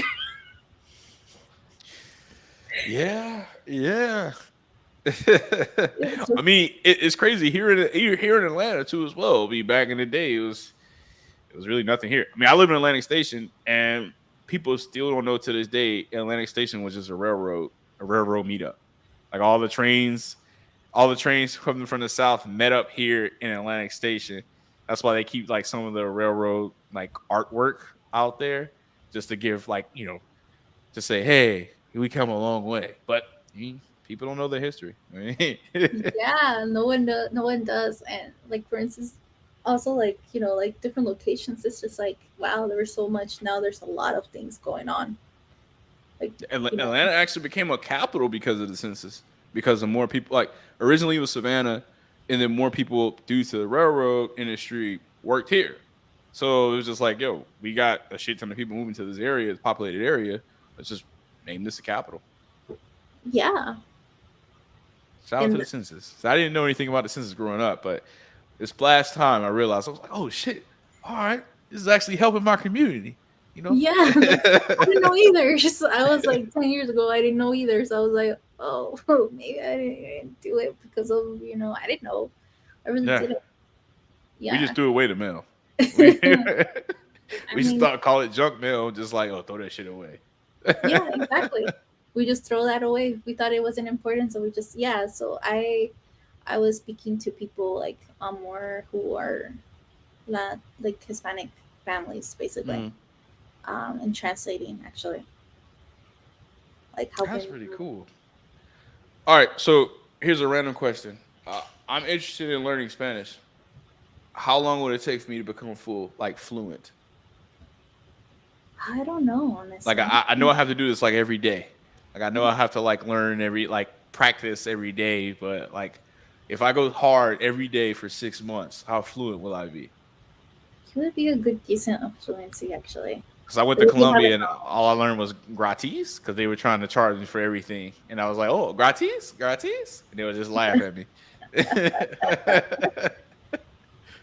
yeah, I think you'll have it. Just you have to keep on practicing it because even for me, like I took French in high school for 3 years, but it didn't really stick to me because I didn't uh, use it well. omelette du fromage. See, je ne sais pas, je ne sais pas. I learned that from Dexter Laboratory. It's just an omelet. And I'm saying I don't know in French. Je ne Oh, sais pas. oh. So I mean, I know, like things like, hey, filet mon grand bouche. I mean, that was like shut your big mouth, but that was like the only thing I learned. I mean, I learned a little bit, but not a lot. I didn't practice it. You just have to practice it though with other people. Okay, okay, okay, okay.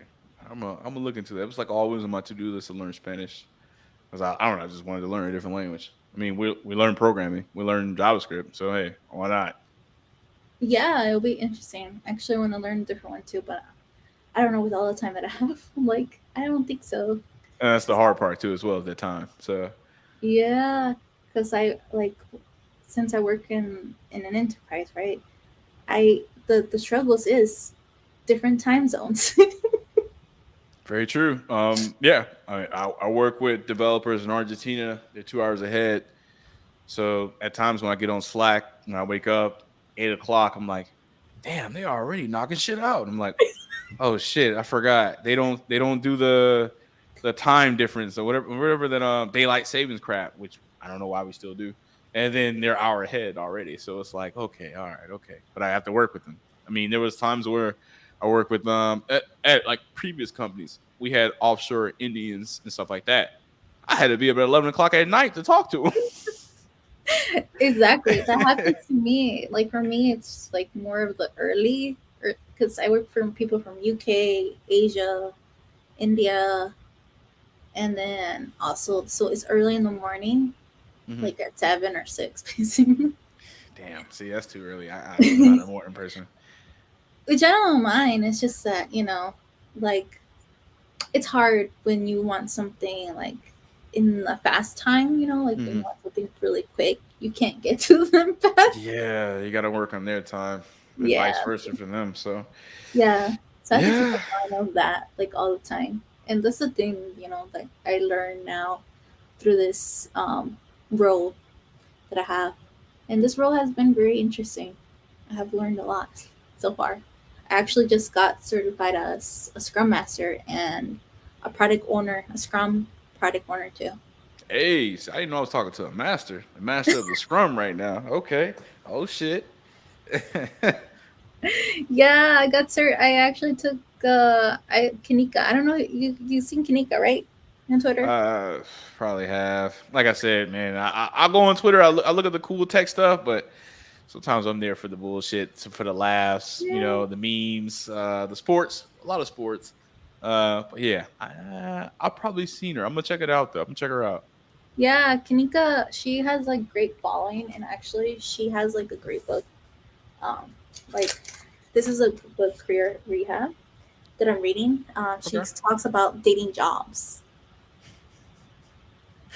Date your jobs, like Hey, your that's jobs. it's funny you mentioned that because my last job I was at, I mean, it's like I was telling me who it fucking sucks after 2 months. He was like, "Yo, just quit," and I was like, "Yeah, man, I'm gonna try to make it." And I treat it like a relationship. I was like, "I'm gonna try to give it a year. Hopefully, things get better." I ended up leaving after like 8 months, but it was just it's just like I get what you're saying in terms of dating jobs. In terms of especially in this great recession that we're in, I mean, that's the climate of things. It's like, it's all about work-life balance. It's all about the individual more so than the company. Yeah. Like I had a recruiter last week ask me if I was gonna leave my current job. And I was like, oh, like, wait, what? He was like, yeah, you got any plans on leaving or something like that? I was like, bro, you got me hired at this job. And then he threw in there, hey, if you need anything, I can hook you up with another one. And I was like, okay, cool, but I signed a sign-on bonus, but I guess y'all think I don't give a shit about the signing bonus. I'll just pay y'all out and just leave. But hey, I mean, that's the climate we're in. I'm gonna check that book out. It's called Career Rehab. Rehab. Yeah. All right, it's on Amazon. Yeah. All right, I live It's an by Amazon. Amazon, so I'm gonna go ahead and check that out. Oh wait, is the Audible book like I can download You or I can need to do get the it hard also. copy? You can. I got the hard copy because I'm kind of tired of looking at the screen at times. But you can do it. It's an ebook too. Okay, I'm gonna look into that. I'm gonna really look into that because Yeah, he that's a talks pretty about dating, jobs, and how to treat your job as a friend with benefits. whoa. Like All how right, I mean, your job is a friends with benefits. yeah, you actually get benefits. So I mean, hey, it Like works out. I'm gonna look into that. yeah, Career. she Okay. actually had a Twitter space that had more than 500 people, I think. Uh-huh. About like she has different Twitter spaces, like clarity in career. She had like 500 people in the space actually. Okay, I'm going to check that out for real. Yeah, and I also recommend this book too. Oh shoot, Wait, you have another book? yeah, it's All the right. cracking of Yeah. Wait. Okay. What's the name of it? cracking the PM interview. Okay. Crack at the PM interview. Okay. You got any more book recommendations? Because you really put me on game today. Yeah, I do actually. Oh shit. No, for real. I actually have. Oh yeah, I think Venti Fried Chicken too. It's another someone who it's a developer that talks about their journey too. You Mhm. should check him out. Also, Atomic Habits too. I think you. I don't know if you read it before. I've heard of that. It's good. It's good. It's a good book. And also another book, How to Win Friends with Influence or something like that, or something like that. We Hey, you need to make like a tech book club. I'm I telling you mean, that shit might take off. Like yeah, no, I mean, that's what I get out of Twitter. That like a lot of people have been recommending me books and things like that, and I was Mhm. like, I'm gonna do that for my career because right now I'm learning more. I'm learning different things, but also like I need to, learn skills too for my own career as well Mhm. outside of tech Mhm. because I can't And just and concentrate. of course, the cracking the PM interview comes into play too as well. Yeah. Yeah, yeah, Exactly. yeah. Okay. Well, I don't have any books. My books are in another room. I got a book on chakras. If you're big on chakras. And I read a shit ton of manga too as well. So I'm into my Japanese manga. So that's a different story. Um, I haven't read one in a long time. I haven't read one. Yeah. Oh, trust me. The 20th of every month, I go in Viz Media. I gotta read my Boruto, my Dragon Ball Super. Oh, trust me, You may not look it, but I'm a huge ass anime nerd. Like my Sundays are really good. Let's just go with that one. Attack on Titans, Demon Slayer. Oh yeah, I recommend Demon Yeah. Slayer on Netflix for Demon anyone Slayer is listening. great. Are you Yeah. listening? Whoa, whoa, whoa, whoa! Come on now, Jasmine. You've been cool as shit so far. You watched Demon Slayer too as well. Yeah, I did. I actually went to see the movie Oh, on Sunday. so you know about the movie? Okay, okay. You know about Yeah, I Sandra. I did. I just haven't had time. Like if I had some more time, Hey, I would be I more into deep, you know? catch catch up. You need to catch up on the new season arc. Like, I know. I only yeah, saw I think the first episode. I'm like, I'm missing out on a lot of things. you And missing on out top on of a lot.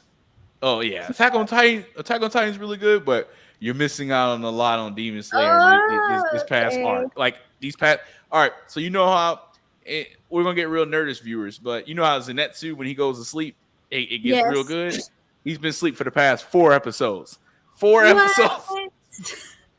So it's been nothing but heat. It's been nothing but heat. Oh, I Hey, need to do it's so this. bad. I cut off the AFC Championship football game to watch the episode twice. That's how good it was. I I can need talk to go anime all see day, it. but I already got you here for an hour and a half already so far. I mean, it's just like I said, like that's the reason. Like when people bring out things like when I say like mark, like you know, and stuff like that don't matter. It don't Mhm. matter. It Like don't matter. Yeah, it don't yeah, matter. yeah, yeah. Trust me, it don't matter. Yeah, I started with Sailor Moon. Okay, Oh yeah, yeah. I mean, that I, was my I watched first Sailor one. Moon because it came on before Dragon Ball Z, and Yeah, Dragon Ball I Z was like remember. every kid's soap opera back in the day. And I didn't realize how much they played us until you actually try to watch it now. When it's just like, yo, they showed us the same scenes. They just flipped the scenes, and it was just like it'd be a whole episode of them powering up. Well, it'd be 10 minutes of them fighting, and they'll say, "All right, enough for the warm up. Let's get serious." 2 episodes of powering up, and then they'll have a flashback episode, and then they'll finally fight. And I was back then. It was just like, oh, but now it's like they really played us. They really played They us. did, and I started realizing that too. I was like, what in the world? And then also, Samurai Jack and also Adult Oh yeah, Swim oh and stuff yeah, like that. Yeah, Samurai Jack, those man. were Yeah, good back in the day. yeah, yeah, yeah, Back yeah, in the yeah. day. I don't know Back about in the day, now. back in the day. Whew. All right. Oh, all right. So I've had you here long enough. What time? It's 7 o'clock. Oh, I'm not going to that game. It's funny. I told my homeboy, I was like, "Hey, man, we hit the Hawks Suns game today. I'm gonna see how long this pod is gonna go." But screw that. So, Yard, before we leave, do you have anything you want to plug in? Anything you want to bring up? Anything you want to promote? We already talked about a potential book club they're going to launch next week. That's But true. anything else? Um, what should I say? Oh yeah, I might host a Twitter space. When is this? It's coming. It's coming. It's just that a lot of people were. I asked, and like I was just thinking about it, and I just tweeted, and then they were like, I said, how if I host like a Twitter space, like what type of topic should I do or should I? And they said, yeah. And I have like a lot of supporters in that thread. Yeah, I would definitely join. I mean, you Yeah. already gave a shit ton of topics you can bring up today in this episode alone. So I mean, I can be more deeper into it.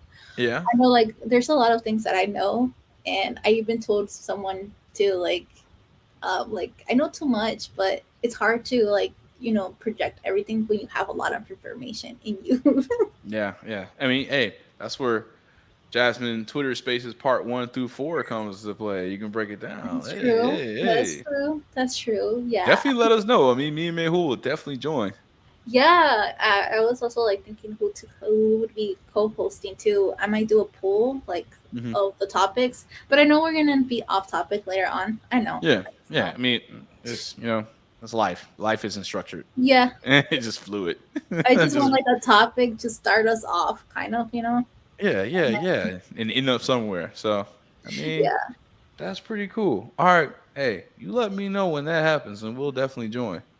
I will let you know, and then also we might fight about pineapple pizza. You like pineapple pizza? Yes, I do. Okay, all right, okay. So people think I'm weird as shit because like I will eat pineapple pizza. I don't see anything wrong with that shit. It's kind of like you're just putting pineapple. I like pineapples. I like pizza. You throw it on top. I mean, it's nothing really wrong with it. Like people clown me sometimes when I eat banana peppers on pizza. I love banana peppers. It's really cool. But I don't see why people just dislike that shit completely. I I don't know. don't know either, and trust me, there I've had like I was in a thread. There were someone brought up pineapple pizza. I had like 20 plus notifications of all of this. Even Jet's Pizza was liked our comment Yeah. because we said about pizza something about pizza. Someone said, and then like, oh yeah, that Jet's Pizza is awesome. Mhm. Oh, And I know. then I know. I Jet's like Jazz pizza. yeah, and then Jet's Pizza basically what they did is they liked it, and then I think I did something. Oops. Oh, I'm a troublemaker. Not really. It's just like having fun sometimes in Twitter, Yeah, you yeah, know. yeah, yeah, yeah. You just gotta have fun. You gotta have fun. Some people take this shit way too seriously. Yeah. So then there's just been an ongoing argument about pineapple pizza in tech Twitter. Yeah, I like it. I'm proud to say I like it. It's good. I mean, it's not my number one go to, but if someone says, "Oh, we got pineapple pizza, we got pepperoni, we got cheese, we got bacon," I'm taking a slice from all of them. Heck yeah. like, I'm not gonna say no. I'm not gonna say no. I'll eat it. Like it's good. I like pineapple. I Exactly. like pizza. So hey, best of both worlds. Exactly. That's what I'm gonna That's why I say like I like pineapple pizza. There's nothing wrong with it. But I respect if people don't like it, but Yeah. Okay. Cool. Cool. Cool. All right. All right. So Mehul's not here, so I'm gonna need you here for the outro for me. All right. So we are the Peachtree Devs with Jasmine today, replacing Mehul today. She's doing a really, really, really good job. Mehul, watch out, man. Watch out, man. But hey, real talk, Mehul. I hope you feel better. In terms of your recovery, it's kind of funny. Oh, speaking of Demon Slayer, so he sent me a picture. You seen the episode with like Enos K's like in the bed or whatever? yes. So he sent me that picture and says, "This is our recovery arc." I had my surgery last week. He had his surgery this week. I'm still recovering. Like my eye is still kind of like sensitive to light, so that's why I'm not doing it for a cool factor to wear shades, even though it is kind of cool. But I gotta keep the light on my eyes. But we're both recovering, so I mean, yeah, sidetrack. See what I mean? Sidetrack shit. But hey, Yeah. outro. All right. Appreciate everybody coming in. If you participate in the chat, if you were looking on Twitter, if you're looking on Twitch, if you're looking on YouTube, I can't see any comments on Twitter, but we can see the comments on YouTube and Twitch. So we appreciate everybody coming through. I appreciate you, Jasmine, for hearing your unique story. It's very relatable, and I feel like a lot of people need to hear this, especially for the other little Jasmines out there in the world. So I really appreciate you. Oh wait, random question. What did you do with your Best Buy gift card? I haven't used it. Oh, I'm still having I have a debate. The thing is I'm trying to get a new laptop, so I'm mhm. trying to see if I should get the M1 or a Windows. I have that. I so I have a M1 Mac Mini that I'm running off of now. I like it. The speed's cool. I like my old MacBook because I have the MacBook right before they did the M1 release. Hmm. The I will say, well, I can't tell the difference of the battery. My battery is slow, like it dies quickly on the regular MacBook. But other than that, I mean, the process speed is really the same. It's an Intel chip, like it does its job as i7. But I recommend going Mac. I will never go. I would never go Windows ever again, unless somehow I end up at Microsoft. I would never touch a Windows product again. You're like, as long as like depending. Yeah. Yeah. Yeah, so I would go Mac. But it depends on your setup. Like, I like the Mac Mini because I like the whole desktop aspect of it more than anything else. That way it requires me to come in my office and actually do work. I got my laptop too as well, but it's cool. I mean, yeah, I have a Mac for work, but my personal one, I feel like maybe I might do a Mac just because since I want to do more projects on the side too, Mhm. continue coding. Um, I feel like that would be more much better than the Windows. It was tough using a Windows laptop during boot camp. It was. Yeah, that was part of the reason why I left my last job. My last job is funny. The recruiter was like, "Yeah, I feel like you've been great. Asset to the company. The company trying to go into diversity and shit like that, feeding me shit." And then she asked me, she's like, "What do you want, Mac or Windows?" I was like, "Mac, please." 2 days later, she was like, "I'm sorry, we only have Windows." And I responded, "Why would you ask me that question?" And I had a shitty Windows machine, man, and we had to use VMware. Like it was ass. But all right, back to the outro. We appreciate everybody coming in. We appreciate all the unique listeners, whether it be audio, whether you're sitting in traffic. We appreciate Jasmine, of course. Get well soon, Mehul. And here's the funny part. I like, all the YouTubers all about the algorithms and shit. Be sure to like and subscribe and turn on your notification bell to get all our content. And that lets you know we push out more content. But at the end of the day, we're gonna keep fucking putting out content. We don't care if it's one person looking or 100,000 people looking. So as long as we get the message out that if you want to get in the tech industry, it's a very welcoming experience, and there are people out there like us, like you're very unique individuals. Um, yeah, but hey, like and subscribe for real though. Anything you want to say, Jasmine, before I cut it off? I'll say muchas gracias a todos por vernos hoy. Oh, Um, cómo se dice en inglés, por favor? Ah, ah, thank ah. you everyone for coming and hanging out with us. Please subscribe and like. I'm not kidding. They're amazing people. Gosh, thank you. She's not saying it because we paid her, even though she did win a gift card. For real though. I'm doing it out of my own will. No, I um, I like how this channel is. I like how you're bringing more people in. So please keep on doing it, even if it's one person. It'll reach other people. yeah, Not yeah. gonna lie. We had our guy Quez last week talking about how he listened to us and kind of motivated him to keep going. And then he landed his first job, and I'm not gonna lie, I almost teared up last week. Almost teared up. Yeah. No, one of these days you're gonna blow up. One of these days. Yeah, I mean we don't, and that's the thing is like we really don't care. We just more so want to put that message out there to let everybody know you can do it too. So yeah, hey, that's a hell of an outro. Yeah, hell of an outro. Oh, backstory. I only know that sentence in Spanish because growing up in Miami, you're light skinned in Miami, so people think you're Hispanic and they'll speak Spanish to you all the time. So I was like, hey, ¿cómo se dice en inglés, por favor? So that's the only reason why. That's the only line of Spanish I know. I'm not gonna lie to you. But hey, really appreciate you. Really appreciate everybody else tuning in. We are out. We are gone.